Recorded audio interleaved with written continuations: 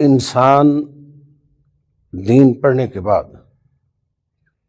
اگر وہ چاہتا ہے کہ میرا فیض جاری ہو تو اتنی دیر تک اس کا فیض جاری نہیں ہو سکتا جب تک کہ دل سے اپنے اساتذہ اور اپنے والدین کی عزت اور احترام نہ کرے۔ ہم نے بڑے بڑے طلباء دیکھے اپنے ساتھیوں میں بھی اور اپنے شاگردوں میں بھی، بڑے ذہین، بڑے لائق، ان کے اندر ادب نہیں تھا، احترام نہیں تھا، غرور تکبر تھا، اللہ نے ان سے کام نہیں لیا۔ کہتے ہیں نا جو درخت جھکا ہوا ہوتا ہے اس کو پھل لگتا ہے، اور بلندی پر جانے کے لیے جھکے گا تو وہ بلندی پر پہنچے گا، اگر جھکے گا اکڑ کر جو ہے اوپر نہیں جا سکتا۔ اوپر چڑھنے کے لیے، پہاڑ پر چڑھنے کے لیے جھکنا پڑتا ہے۔ تو اندر عاجزی اور انکساری ہو اور دل سے اساتذہ کا احترام کرے۔ اگر دل سے اساتذہ کا احترام نہیں کرے گا نا تو کبھی کامیاب نہیں ہو سکتا۔ میرے استاد قاری احمد صاحب تو دل سے اساتذہ کا احترام کیا، یہاں بھی اور وہاں بھی۔ اور میں تو یہ کہتا ہوں کہ جن سے میں نے استفادہ کیا ہے، میں ان کی اولاد کا بھی غلام ہوں، ان کی اولاد کا بھی غلام ہوں۔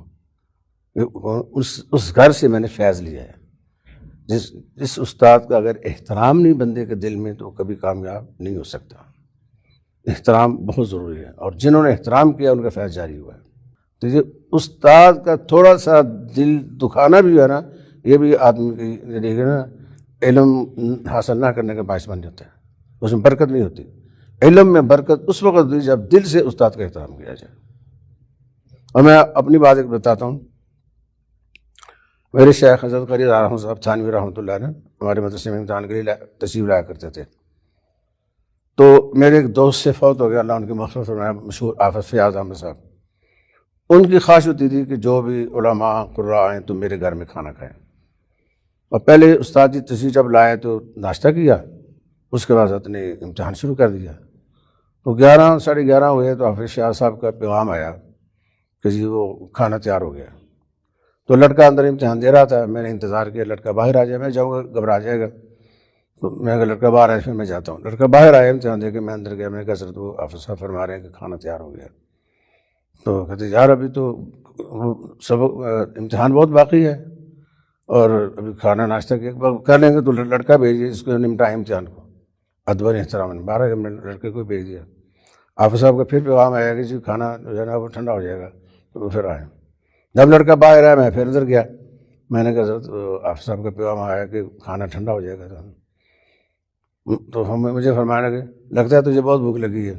میں نے کہا حضرت مجھے نہیں، حافظ صاحب کا پیغام نہیں، لڑکا بھیج دیا۔ میں نے پھر لڑکا بھیج دیا، لڑکا اندر گیا، حافظ صاحب کا پھر پیغام آیا کہ میں نے کھانا لگا دیا ہے۔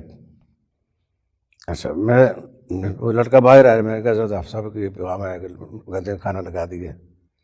کہ فرمایا کہ چلو نکلتے ہیں۔ جب وہ اٹھے باہر آئے تو ان کا جو جوتا تھا نا وہ اس طرح تھا کہ جوتا ڈال کے پھر اس طرح کر اس کو بند کرتے تھے، تو انہوں نے جوتا پورا نہیں پہنا، اس طرح اس کو نیچے دبا دیا، چل پڑے۔